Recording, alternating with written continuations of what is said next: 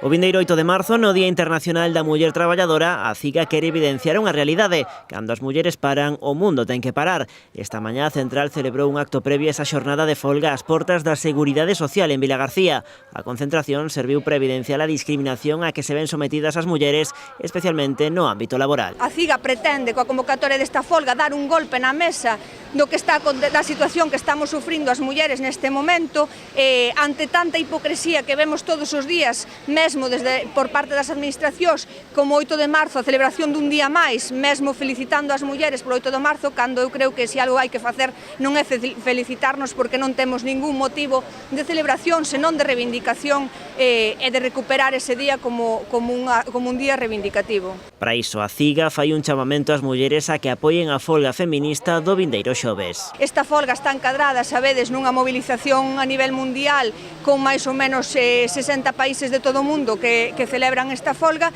Nos convocamos paros de 2 horas nas 3 xornadas laborais, que na xornada de noite sería desde as 12 da noite hasta as 2 da mañá, na xornada da mañá desde as 12 da mañá ás 2 da tarde e pola tarde de 7:30 a 9:30, con concentracións en distintos puntos de todo o país ás 12:30 da mañá para as persoas que esteñan en folga. Aínda que a convocatoria de folga vai dirixido ás mulleres, dende a CIGA convidan tamén aos homes a que apoien dende un segundo plano estas reivindicacións.